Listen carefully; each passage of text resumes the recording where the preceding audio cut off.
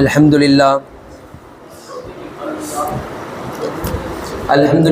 رب العالمين والعاقبة للمتقين والصلاة والسلام على رسوله الكريم أما بعد فقد قال الله تعالى في كلامه القديم وفرقان الحميد بعد أعوذ بالله من الشيطان الرجيم بفضل بسم الله الرحمن الرحيم يا أيها الذين آمنوا إنما الخمر والميسر والأنصاب والأزلام رجس من عمل الشيطان فاجتنبوه لعلكم تفلحون قال رسول الله صلى الله عليه وسلم المؤمن القوي خير وأحب إلى الله من المؤمن الضعيف أو كما قال عليه الصلاة والسلام.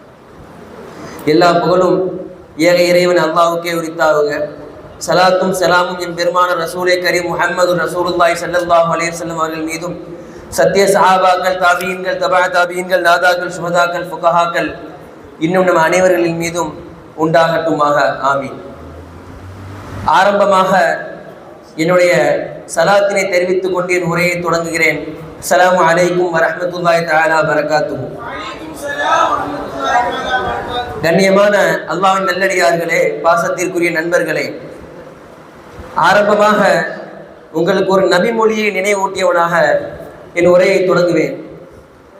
நமக்கு தெரிந்த ஒரு ஹதீஸ் தான் அல் முஃமினுல் கவியு ஹைருன் வஹப்பு இலல்லாஹி மினல் முஃமினிர் தைஃபி.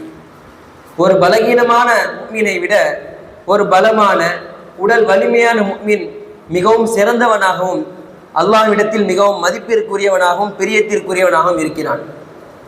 அப்படி பார்த்தால் வலிமையை, உடல் வலிமையை அல்லாஹும் ரசூலும் வலியுறுத்தி கூறியிருக்கிறார் என்பதை நாம் புரிந்து கொள்ள கடமைப்பட்டிருக்கிறோம். அப்ப அந்த வலிமையை வளர்த்து கொள்ளக்கூடிய ஒரு வழிதான் இந்த விளையாட்டு. கண்ணியமானவர்களே, விளையாட்டு கூடுமா கூடாதா என்பதாக விமர்சனங்கள் போய் கொண்டிருக்க நான் சொல்கிறேன், விளையாட்டும் அல்லாஹ் தஆலா நமக்கு வழங்கிய ஒரு அருட்கொடையில் ஒன்றுதான். கண்ணியமானவர்களே, இந்த விளையாட்டுகளை உலமாக்கள் பெரியோர்கள் ஒரு 3 வகையாக பிரித்திருக்கிறார். முதலாவது, வீட்டிலேயே உட்கார்ந்த இடத்திலிருந்து எழுந்திருக்காமல் விளையாடக்கூடிய ஒரு சோம்பேறித்தனமான விளையாட்டு. இரண்டாவது, பொழுதுபோக்கிற்காக விளையாடக்கூடிய வீணான விளையாட்டுகள். மூன்றாவது, நம்மளுடைய உடல் வலிமையை வளர்ப்பதற்காக, உடல் புத்துணர்ச்சிக்காக விளையாடக்கூடிய விளையாட்டுகள். இஸ்லாத்தில் இந்த 3 வகையில் 3வது வகை தான் அனுமதிக்கப்பட்டது. மீதமுன்னான 2 வகையும் அனுமதிக்கப்படாத ஒரு விளையாட்டுகள். முதலாவது, உட்கார்ந்த இடத்திலிருந்தே விளையாடக்கூடிய சோம்பேறித்தனமாக விளையாட்டு என்பது இன்றைய காலத்தில் நாம் பார்த்திருக்கலாம். அந்த பாம்பட்டை, லூடோ, அந்த செஸ் போன்ற விளையாட்டுகள். இதை நாம் விளையாடுவது என்பது மார்க்கத்தில் அனுமதிக்கப்பட்டது இல்லை. பெரியவர்கள் அதற்கு காரணம் சொல்வார்கள், வீட்டிலிருந்து விளையாடக்கூடிய விளையாட்டை விளையாண்டால் நமக்கு நேரம் போறதே தெரியாது, அல்லாஹ்வுடைய நினைவு அதிலிருந்து நமக்கு போய்விடும், தொழுகைக்கு சரியான முறையில் செல்ல மாட்டோம். வெளியே ஒருவன் விளையாடான் என்று சொன்னால் அவன் எப்படியாவது 1 மணி நேரத்திற்குள் களைப்படைந்து விடுவான், அல்லது இன்னும் கொஞ்சம் அதிக நேரத்தில் களைப்படைந்து விடுவான். அவனுக்கு தொழுகைக்குரிய நேரமும் அதன் மூலம் அறிந்து கொள்வான் என்பதாக கூறினார்கள். அப்ப அதன் மூலமாக நாம் புரிந்து கொள்ளலாம், இது போன்ற விளையாட்டுகள் இஸ்லாத்தில் கூடாது. ஹதீஸும் வந்திருக்கிறது, மன் லஐப பின் நர்தி, யார் இது போன்ற செஸ், பாம்பட்டை போன்ற கேமை போன்ற விளையாட்டுகளை விளையாடுவாரோ ஃபகத் அஸல்லாஹ வ ரசூலா, அவர்கள் அல்லாஹ்வையும் ரசூலையும் மறுத்துவிட்டார்கள் என்பதாக ஹதீஸிலே வந்திருக்கிறது. அப்படியானால் நாம் இதிலிருந்து கொஞ்சம் ஜாக்கிரதையாக தான் இருக்க வேண்டும். அடுத்ததாக, பொழுதுபோக்கிற்காக விளையாடக்கூடிய வீணான விளையாட்டுகள். அன்றைய காலத்தில் கொஞ்சம் விளையாட்டுகள் இருந்தாலும் இன்று பல விளையாட்டுகள் வீணான விளையாட்டுகள் தான். சரி, அன்றைய காலத்தில் என்ன இருந்தது? ஒரு சஹாபி கல்லை சுண்டிவிட்டு எரிந்து விளையாண்டு கொண்டிருந்தார். அதை பார்த்த கண்மணி நாயகம் ஸல்லல்லாஹு அலைஹி வஸல்லம் அவர்கள் இதை பார்த்துவிட்டு, இது இஸ்லாத்தில் அனுமதிக்கப்பட்டது இல்லை, ஃபஇன்னஹு யஃப்கவுல் ஐனு வ யக்ஸிரு சின், ஒருவருடைய கண்ணை மாய்த்துவிடும் அல்லது ஒருவருடைய பல்லை உடைத்துவிடக்கூடும், எனவே இது அர்த்தமற்ற விளையாட்டு என்பதாக கூறி இந்த விளையாட்டை மறுத்தார்கள் என்பதை நாம் வரலாற்று வழியாக பார்க்கிறோம். இது போன்ற எவ்வளோ வீணான விளையாட்டுகள், அது போனில் விளையாடுவதாக இருக்கட்டும், நேரில் விளையாடுவதாக இருக்கட்டும், அதெல்லாம் மார்க்கத்தில் அனுமதிக்கப்பட்டது இல்லை. அடுத்ததாக, மூன்றாவது, நம்மளுடைய உடல் வலிமையையும் புத்துணர்ச்சியையும் திறமையை வெளிப்படுத்தக்கூடிய ஒரு விளையாட்டுக்கள்.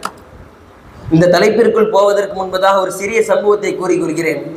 ரசூலுல்லாஹி ஸல்லல்லாஹு அலைஹி வஸல்லம் அவர்கள் மதீனாவிற்கு வந்த காலகட்டத்தில் அங்கு இருந்த நபி தோழர்கள் ஒரு 2 நாட்களை குறிப்பாக்கி 2 நாட்களை தேர்வு செய்து அதிலே போட்டிகள் நடத்தி கொண்டு வந்தார்கள். இப்போ நம்ம சில நிகழ்ச்சிகளுக்கு நடத்துகிறோமா இல்லையா? இந்த தீபாவளி போன்ற பொங்கல் போன்ற ஃபங்க்ஷன்களுக்கு போட்டிகள் நடத்துவார்களா இல்லையா? அது போன்று அந்த காலத்தில் நடத்தி கொண்டு வந்தார்கள். அதை பார்த்த ரசூலுல்லாஹி ஸல்லல்லாஹு அலைஹி வஸல்லம் அவர்கள், நீங்கள் எந்த நாளை தேர்ந்தெடுத்து இருக்கிறீர்கள் என்று கேட்டதற்கு, நாங்கள் இந்த 2 நாளை தேர்ந்தெடுத்தோம் யா ரசூலுல்லாஹ் என்பதாக ஒரு 2 நாட்களை கூறினார்கள்.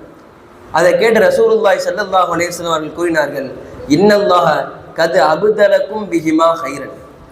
அல்லாஹ் தஆலா இதை விட ஒரு சிறந்த 2 நாட்களை உங்களுக்கு தந்திருக்கிறான். அதுதான் யௌமுல் ஃபித்ர் வ யௌமுல் அத்ஹா, ஈதுடைய 2 பெருநாட்கள்.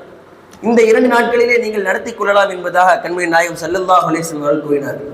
அப்ப இதிலிருந்து தெரிந்து கொள்ளலாம், விளையாட்டிற்கு இஸ்லாமில் ஆதரவு உண்டு என்பதை புரிந்து கொள்ள வேண்டும். கண்ணியமானவர்களே, அது போன்று விளையாட்டுகளை ஆதரித்தும் இருக்கிறார்கள், சில விளையாட்டுகளை இஸ்லாம் வலியுறுத்தியும் இருக்கிறது. ஹதீஸ்களிலே பார்க்கலாம். ஹதீஸிலே வருகிறது, குல்லு ஷைஇன் லைஸ ஃபீஹி திக்ருல்லாஹ், எதெல்லாம் அல்லாஹ் தஆலாவை நினைவூட்டப்படவில்லையோ, அல்லாஹ் தஆலாவை இந்த இஸ்லாத்தினுடைய அமல்களை இபாதத்துகளை நினைவு கூறப்படவில்லையோ, ஃபஹுவ லஹூன் வஸஹூன், அது வீணானது வெட்டியானது தான். ஆனால் இல்லா யகூன அர்பஅன், 4 விஷயங்களை தவிர.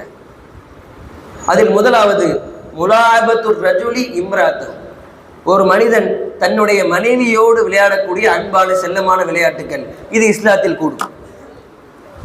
அடுத்ததாக தஅதீபுர் ரஜுலி ஃபர்ஸஹு, ஒரு மனிதன் தன்னுடைய பயன்பாட்டிற்காக வேண்டி தன்னுடைய வாகனமான அந்த குதிரையை பழக்குவது, அதற்கு பந்தயத்தை வைத்து அதிலே பயிற்சி எடுப்பது என்பது மனிதனுக்கு கூடும்.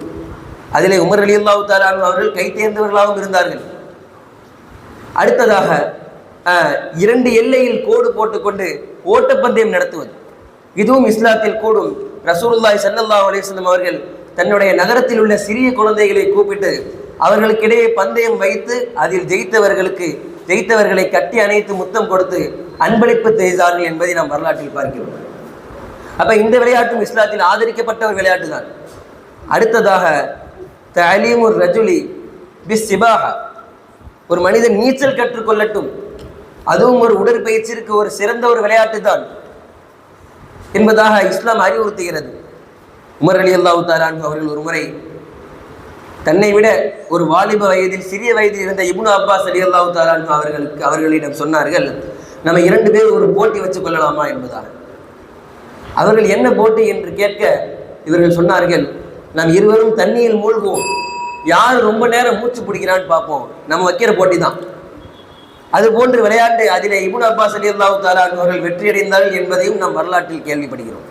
கண்ணியமானவர்களே, இது போன்ற விளையாட்டுகளை இஸ்லாம் ஆதரித்திருக்கிறது. அது மட்டுமல்ல, சில ஹதீஸில் அம்பெறிவதும் வந்திருக்கிறது.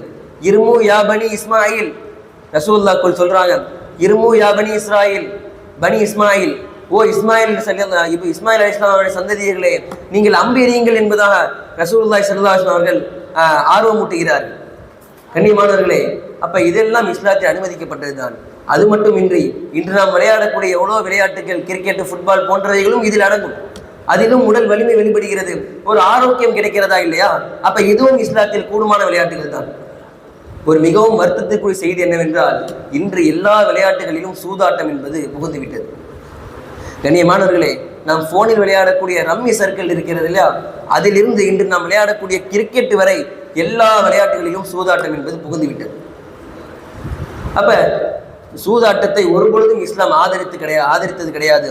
இன்னமல் ஹம்ரு வல் மைசிர் வல் அன்சாப் வல் அஸ்லாமும் ரிஜ்ஸும் மின் அமலி ஷைத்தான். இந்த மது அருந்துவது, சூதாட்டம் விளையாடுவது, அது போல சிலையை வணங்குவது, குறிப்பார்ப்பது, இதெல்லாம் ஷைத்தானுடைய ஒரு மிக தீய செயல். ஃபஜ்தனிபூஹு, எனவே அதை விட்டு தவிர்த்து கொள்ளுங்கள் என்பதாக குர்ஆன் பேசுகிறது. அது மட்டுமல்ல, அதன் மூலமாக ஷைத்தான் ஐயூக்கிய பைனஹுல் அதாவத் வல் பக்தா, உங்களுக்கு மத்தியில் விரோதத்தையும் கோபத்தையும் ஏற்படுத்தி விடுவான். அதனால தானோ என்னமோ இன்னைக்கு அவர்கள் உள்ளக்கு அடிச்சுக்கிறாங்களோ இல்லையோ, வெளியே நம்ம 2 டீமா பிரிஞ்சு அடித்துக் கொள்கிறோம். அப்ப அதன் மூலமாக எப்படியாவது நமக்குள்ள விரோதம் புகுந்துவிடும் என்பதை நாம் தெரிந்து கொள்ள கடமைப்பட்டிருக்கிறோம். கண்ணியமானவர்களே, இது போன்ற எவ்வளவு விஷயங்களை நாம் கூறலாம்.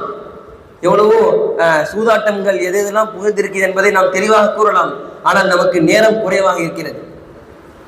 கண்ணியமானவர்களே, சூதாட்டம் விளையாடுவது தானே, அது போன்ற விளையாட்டுகளை பார்ப்பது தானே ஹராமே தவிர நாம் சிறிது நேரம் விளையாடுவது என்பது ஹராம் கிடையாது. நாளைக்கு வேற வெள்ளிக்கிழமையா இருக்குது, நான் சொல்ல வருது உங்களுக்கு தெரியும் நினைக்கிறேன். அப்ப கொஞ்ச நேரம் நாம் விளையாட்டில் செலவழிப்பது என்பது தவறல்ல, அது இஸ்லாமிய கடமைதான் என்று கூறி என் உரையை முடித்துக் கொள்கிறேன். வாஹிரு தஅவானா அல்ஹம்துலில்லாஹி ரப்பில் ஆலமீன். அஸ்ஸலாமு அலைக்கும் வரஹ்மத்துல்லாஹி தஆலா வபரகாத்துஹு.